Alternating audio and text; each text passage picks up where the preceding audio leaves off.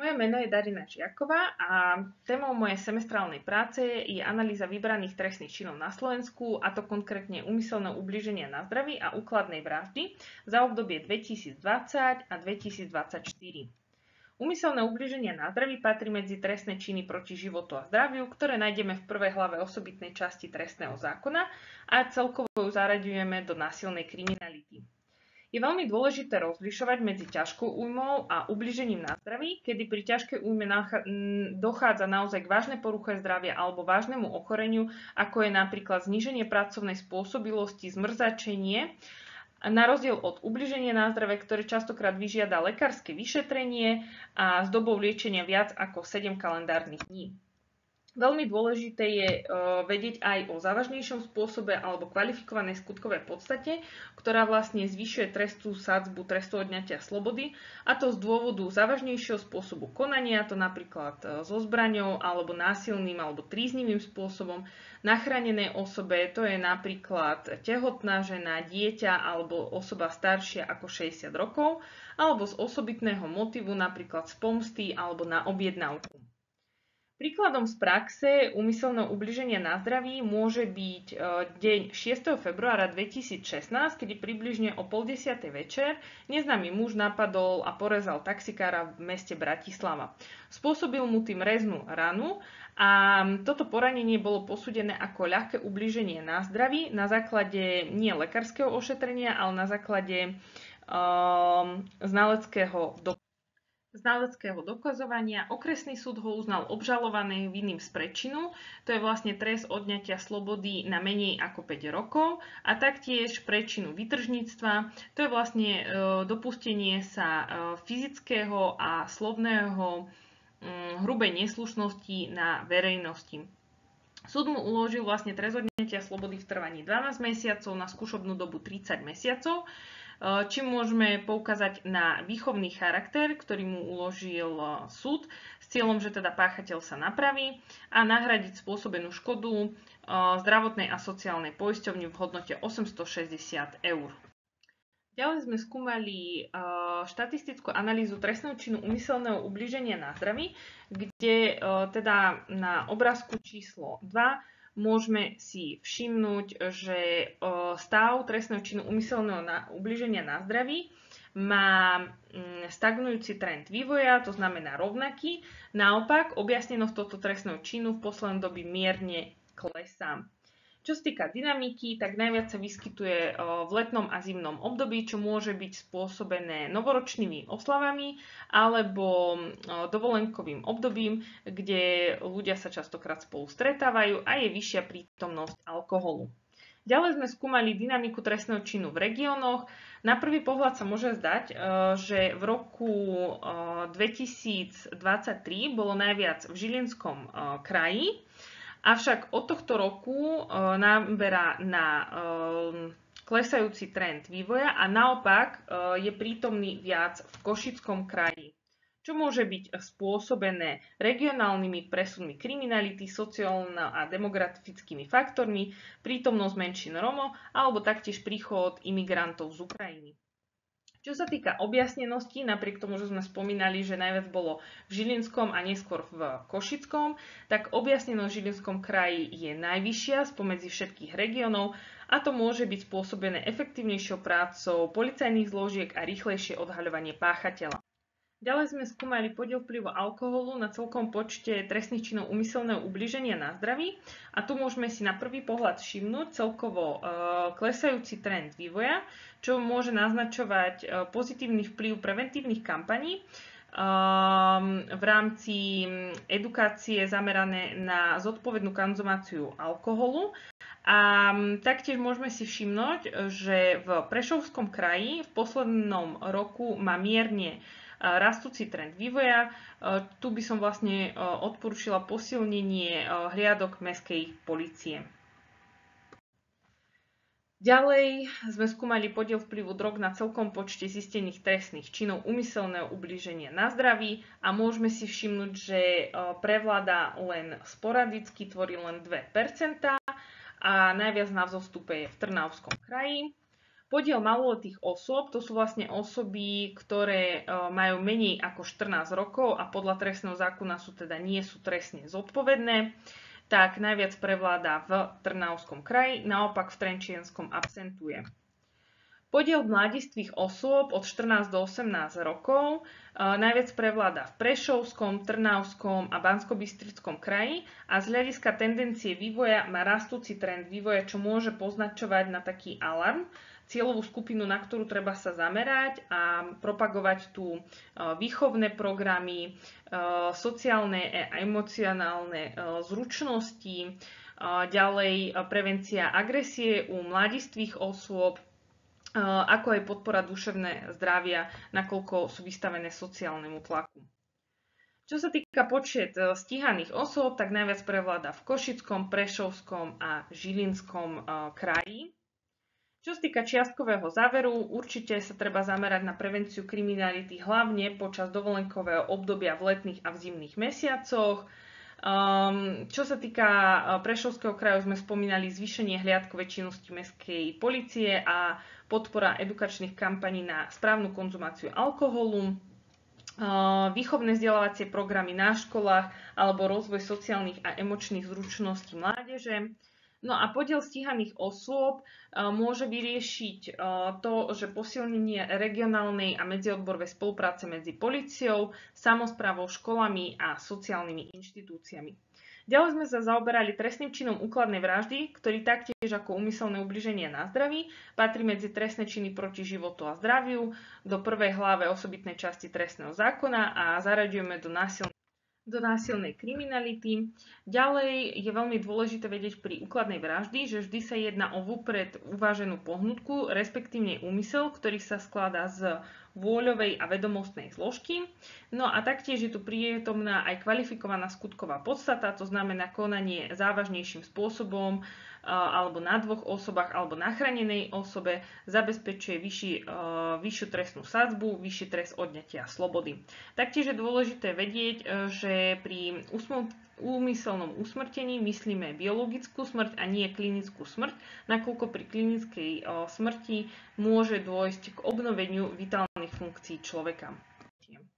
Príkladom z praxe je dňa 4.11.2006, kedy obžalovaný vnikol násilne do domu svojej tety, latou rozbil chodbové okno a poškodený udieral latou do oblasti tváre v úmysle ju teda usmrtiť, spôsobil jej zlomeniny, na ktoré bezprostredne teda zomrela. Odsudzil jej zo skrine okolo 1958 eur.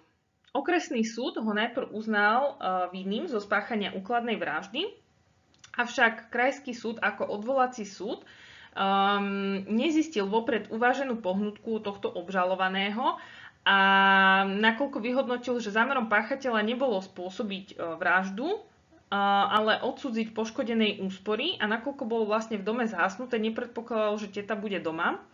A preto ho neuznal vinným z úkladnej vraždy, ale vlastne za obzvlášť závažný zločin. Obzvlášť závažný zločin v trestnom zákone hovorí o tom, že je to trest odňatia slobody viac ako 10 rokov, čo v tomto prípade predstavilo až 23 rokov. No a na tomto príklade vlastne sme mohli pekne vidieť rozdiel medzi úkladnou vraždou, kde je vždy vedomé a úmyselné konanie, ktoré nie je možné zamieňať s následkom iného úmyslu, na rozdiel od vraždy, kde teda nemusí byť prítomná vopred pohnutka. Ďalej sme skúmali analýzu trestného činu úkladnej vraždy opäť za obdobie 2020 a 2024. Napriek tomu, že sa jedná o trestný čin, ktorý je najmenej frekventovaný, ide o najzávažnejší trestný čin v celkovej kriminalite, ktorý z hľadiska stavu má stagnujúci trend vývoja, avšak objasnenosť mierne klesá, respektívne v roku 2024 môžeme vidieť najnižšiu objasnenosť za to obdobie a môže to byť spôsobené práve tým, že bol najnižší počet registrovaných trestných činov v tom období a taktiež zložitosť dokazovania, ťažké vyšetrovanie, zložitosť okolností daných prípadov a tak ďalej.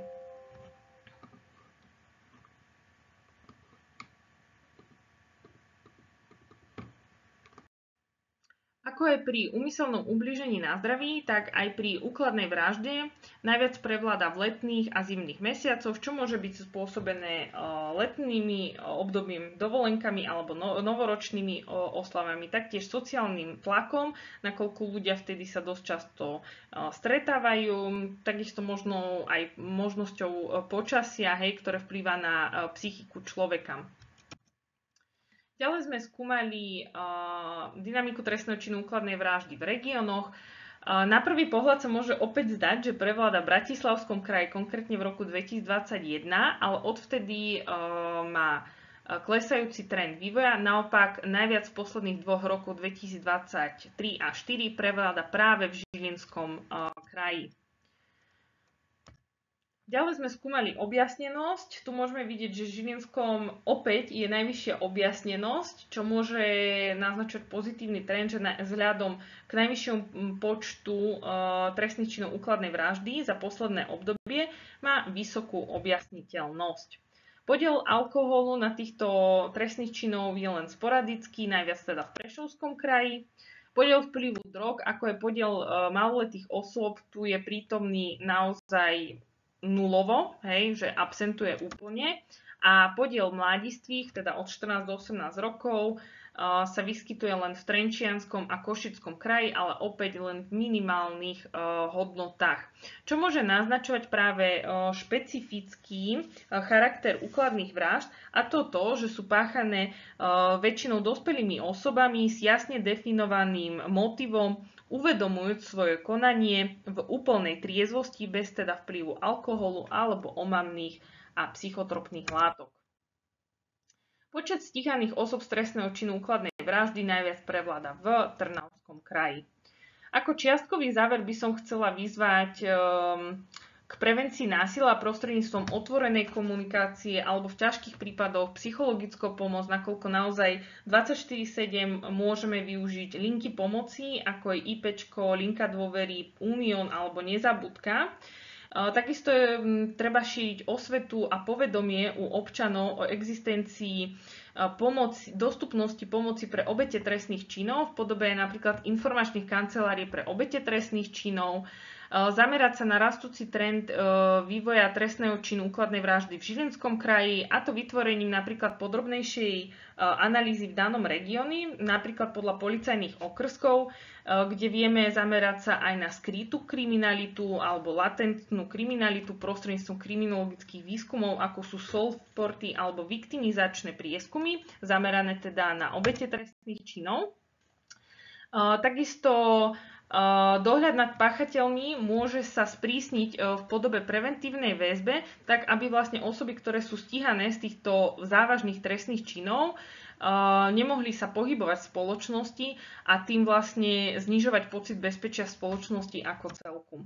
Ako celkový záver, už som niečo spomínala ako tú podrobnú analýzu, tak som ešte nespomínala o možnostiach pomoci obetiam, šírenia to vlastne prostredníctvom časopisov, sociálnych sietí či iných prostriedkov, ako šírenia povedomostí o signále domáceho násilia, čo vlastne takto to vyzerá, alebo o možnosti podať trestné oznámenie kohokoľvek z nás bez ohľadu na to, že sme obeťami trestného činu. Tu sú rôzne linky pomoci obetiam, ako je Národná linka pre ženy zažívajúce násilie, alebo pomoci obetiam obchodovania s ľuďmi, alebo aj intervenčné centrum. Konkrétne som dala Martine, lebo som zo Žiliny, ktoré taktiež môže pomôcť obetiam trestných činov. A ďalej, čo som spomínala, informačné kancelárie na pomoc obetiam trestných činov. To sú vlastne kontaktné body, ktoré sa nachádzajú v okresných úradoch v sídle každého kraja.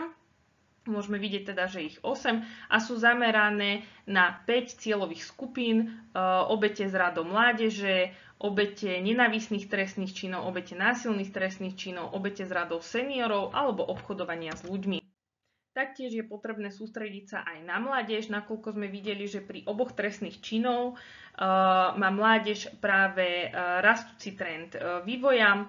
a preto je potrebné výchovno-vzdelávacie programy v školách, rozvoj sociálnych a emočných zručností, takisto zamerať sa na to duševné zdravie alebo prevenciu agresivity, taktiež dohľad nad tými páchateľmi aj prostredníctvom toho snímacieho náramku, zamerať sa na prevenciu kriminality hlavne v zimných a letných mesiacov, kedy u oboch trestných činov práve tieto dve obdobia prevládali, a zvyšovať informovanosť občanov nielen o formách celkového násilia, ale aj o právach obetia násilných trestných činov, že majú právo na informácie, majú právo na odbornú pomoc, vrátanie psychologickej pomoci, majú právo na právnu pomoc a takisto na odškodnenie.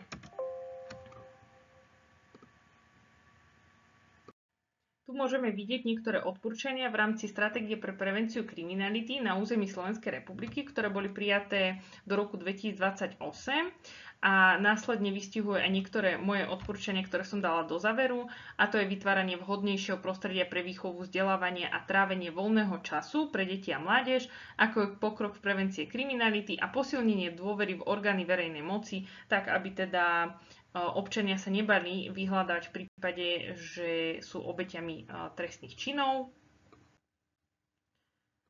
No a na záver by som chcela teda podotknúť, že buďte opatrní všetci a ďakujem za pozornosť.